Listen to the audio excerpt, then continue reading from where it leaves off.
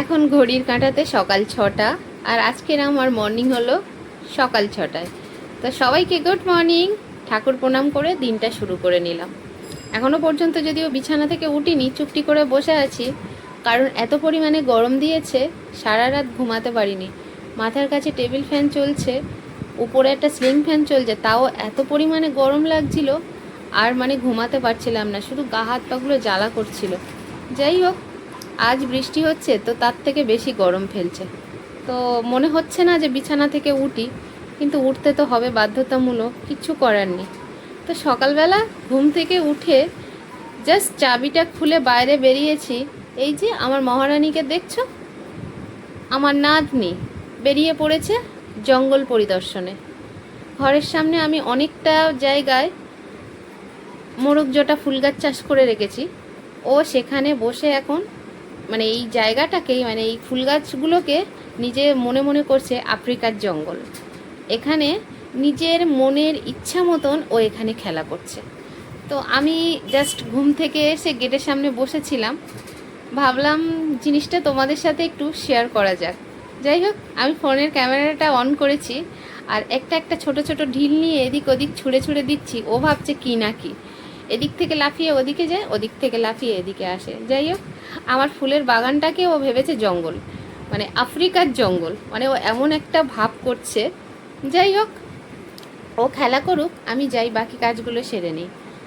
তো মিনিকে রেখে চলে আসলাম। এসে জামা কাপড় যতটা কাচার ছিল সব কটাই কেচে কুচে মেলে দিয়েছি, কারণ আজকের আমি যাব একটু দেশের বাড়িতে। সামনেই আমার ভাসুরের মেয়ের বিয়ে, আর দেশের বাড়ি থেকে আমার শাশুড়ি মায়ের জন্য কিছু জামা কাপড় আনতে যাব, মানে শাড়ি আনতে যাব আর কি। উনি অল্প কয়েকটা শাড়ি এনেছে, কিন্তু বিয়ে বাড়িতে পরার মতন জিনিসপত্র তো আনেনি, সেগুলোকে আনতে যাব। আর এখন থেকে পুরো বর্ষাটা শাশুড়ি মা আমাদের এখানে থাকবে।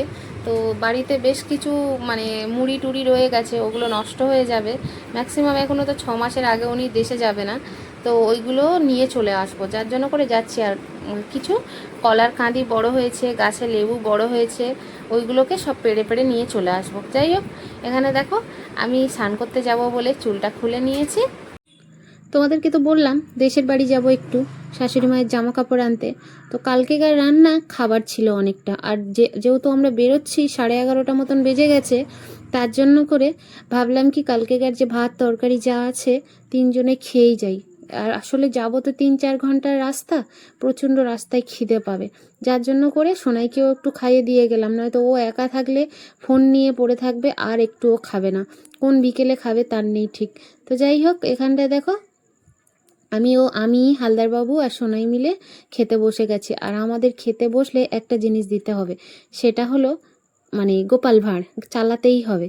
তো যাই হোক, খাওয়া দাওয়া করে আর কোনো ভিডিও ক্লিপ নিতে পারিনি, তাড়াহুড়ো করে মেক করছিল বলে সব গুছিয়ে গাছিয়ে রেখে বেরিয়ে এসেছি। আসলে বেরোনোটাই মনে হয় আমাদের সব থেকে বড় ভুল হয়েছে, জানো তো। দেখো, বাড়ি থেকে বেরিয়ে বেশ বেরোনোটাই মনে হয় আমাদের ভুল হয়ে গেছে। বেশ খানিকটা রাস্তা চলে এসেছি, মানে বাড়ি থেকে প্রায় হাফ রাস্তা চলে এসেছি। এসে আর প্রচণ্ড জোরে বৃষ্টি এসেছে, তাড়াহুড়ো করে অর্ধেকটাই ভিজে গেছি। এসে একটা দোকান ঘরে বসেছি, কিন্তু এখানে বসেও কোনো লাভ নেই, আশেপাশে থেকে দেখো এত ঝাপটা দিচ্ছে, পুরোপুরি ভিজে গেছি।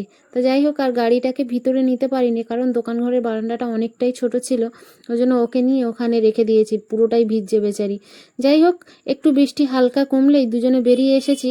আবার 5 মিনিট মতন হেঁটে আস্তে আস্তে দেখি আবার জোরে বৃষ্টি এসেছে। তো একটা মোড়ের মাথা মতন ছিল, মানে দোকানপাট ছিল, সেখানটায় দেখলাম বেশ পকোড়া বিক্রি হচ্ছে। আমার খেতে ইচ্ছা করলো, হালদারবাবুকে বললাম আমার জন্য দুটো পকোড়া আনো, কারণ বৃষ্টি হচ্ছে, দাঁড়িয়ে দাঁড়িয়ে পকোড়ার দিকে তাকিয়ে তাকিয়ে না মানে জিভ থেকে খাবারের জন্য আসা হচ্ছে। তো যাই হোক, গাড়ি নিয়ে দুজনে বেরিয়ে চলে এসেছি। বৃষ্টি অল্প অল্প হচ্ছিল, দুজনে চলে এসেছি, কারণ আমাদের আবার ফিরতে হবে কলকাতায়। কারণ না বাড়ি ফিরলে সোনাই একা আছে, আর এত পরিমাণে ঝড় বৃষ্টি হচ্ছে, ছেলেকে তো আর একা ঘরে রেখে দিতে পারি না। যাই হোক, এখানে এসে আমার শাশুড়ি মা তো নেই, উনি তো কলকাতায়। আর আমরা এসেছিলাম বেশ কিছু খানিকটা লেবু নিয়ে যেতে, কারণ আমার ভাসুরের মেয়ে বিয়ে আছে বললাম না, বিয়েবাড়িতে প্রায় 40 পিস মতন লেবু দিতে হবে, 40 পিস না 60 পিস মতন লেবু দিতে হবে। তো তার জন্য আমরা লেবু পাড়তে এসেছি, আর আমি একটা নাকচাবি আর দুটো উপরের কানের বানাতে এসেছি আমাদের এখানকার বাজার থেকে। তো যাই হোক, সব কিছু গুছিয়ে গাছিয়ে নিয়ে এবারে বেরোবো। আর বেশি বেশি গেছিলাম হচ্ছে আমার শাশুড়ি মায়ের জন্য শাড়ি আনতে। এই যে দেখতে পাচ্ছ ছবিতে, এটা আমার শ্বশুর মশাই। যাই হোক, শ্বশুর মশাইয়ের ছবিটা দেখিয়ে দিলাম। তা এখানটা দেখো, আমি এখন আমার মানে বাক্সের ভেতর থেকে আমার শাশুড়ি মায়ের শাড়ি বের করেছি, আর এই সময় কারেন্টটা চলে গেল। এত পুরো ঘরটা না খুটখুটে অন্ধকার হয়ে গেল, এত ভয় লাগছিল। মানে বাবা মারা যাওয়ার পর থেকে আমার একটু ওই বাড়িতে গেলে একটু ভয় ভয় লাগে। যাই হোক, কেউ কাছে থাকলে অতটা ভয় লাগে না, কিন্তু আমার একটু ভয় লাগে। কারোর ভয় লাগে না, কিন্তু আমার ভয় লাগে। যাই হোক, আমার শাশুড়ি মায়ের জন্য যে কটা শাড়ি নেব সেই কটা শাড়ি বেছে নিয়ে আর বাকি শাড়িগুলো ঢুকিয়ে দিলাম। এই শাড়িগুলো সব পেয়েছে আমার শ্বশুরমশাই যখন মারা গেলে ওই ঘাটে থেকে উঠেছিল, তখন অনেক শাড়ি পেয়েছিল। তো তার জন্য করে ওনার জন্য আমি এখানে 3খানা শাড়ি নিয়েছি। মানে এগুলোকে আমরা বলি চন্দ্রকোনা। যাই হোক, এই চন্দ্রকোনা শাড়ি, মানে উনি এই শাড়ি ছাড়া পরে না, একদম পুরো সাদা কালারে। যাই হোক, ওনার জন্য এখানে 3টে শাড়ি নিয়েছি, আর নিয়েছি 3টে ব্লাউজ নিয়েছি, আর 2টো সায়া নিয়েছি। তো যাই হোক, এখানে দেখো মানে কীরকমই, মানে আমরা আবার শাড়ি টাড়িগুলো নিয়ে বাড়ি ফেরার পথে এই রকমই মানে পুরো কারেন্ট চলে গেছে, পুরো রাস্তাটা কারেন্ট চলে গেছে। তো যাই হোক, আমরা বাড়ি থেকে আমাদের ওই যে পাশে বললাম না যে আমি নাকচাবি বানাবো আর একটা বানাবো, কি যেন বলে, উপরের কানের রিং বানাবো। তো তার জন্য করে দুজনে চলে গেছিলাম, ওগুলো সব গুছিয়ে গাছিয়ে রেখে চলে গেছিলাম, ব্যাগে আর ভরা হয়নি। তো দুজনে গিয়ে নাকচাবি বানিয়েছি, একটু ফুচকা খেয়েছি, খেয়ে আবার বাড়িতে এসে এখন হচ্ছে বাড়ি যাওয়ার জন্য লেবুগুলো গুছিয়ে নেব।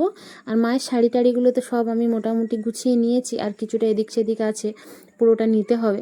তো যাই হোক, একটা মানুষ ঘরে না থাকলে না ঘরের হাল এই অবস্থা হয়। ইঁদুরে মাটি তুলে চারিদিকে একদম পুরো নষ্ট করে দিয়েছে, আর মানে দেখার অবস্থা নেই বাড়িতে। আর সত্যি কথা বলো, আমি প্রত্যেকবারে গিয়ে পরিষ্কার করি, তবে এবারে ভিজে ভিজে গেছি তো একদম মানে শরীর ঠিক ছিল না, ভালো লাগছিল না। শ্বশুরমশাইকে বললাম আমি কিন্তু এবারে আর পরিষ্কার করে যেতে পারছি না, তুমি আবার রাগ করো না। যেহেতু শাশুড়ি মানেই, ওই জন্য বলে আসলাম ওনাকে, জানো তো। যাই হোক, ওনার মানে শাশুড়ি মায়ের শাড়ি বাক্সে থেকে বের করছিলাম, ওনাকে বলেছি তোমার ওয়াইফ কিন্তু আমার শাড়ি নিয়ে যেতে বলেছে, তাই নিচ্ছি, তুমি আবার রাগারাগি করো না।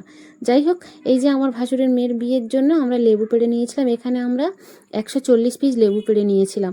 তো ওদের ওখানে যা দেওয়ার দেবো, আর আমরা 15-20টা রেখে দেবো, আমি একটু আচার বানাবো। তো যাই হোক, এখানে দেখো আমরা লেবু গুনে গুনে নিয়ে নিচ্ছি, কারণ প্লাস্টিকে নিয়ে তারপরে ব্যাগে নেবো, কারণ খালি ব্যাগে নিলে একটা কালো বাজে দাগ হয়ে যাবে।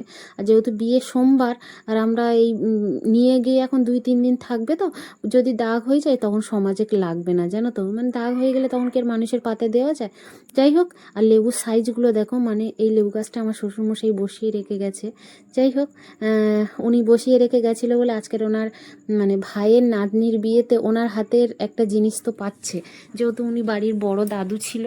তো যাই হোক, মোটামুটি এখানটায় আমাদের লেবু একটা একটা করে প্লাস্টিকে গুছিয়ে নিচ্ছি, যেহেতু সব লেবু একটা প্লাস্টিকে নেব না, মানে সব 2-3টে প্লাস্টিকে ভাগ ভাগ করে নেব, কারণ নয়তো একটা প্লাস্টিকে বেশি লেবু নিলে আবার হচ্ছে মানে চেপে থেঁতে তিতো হয়ে যাবে।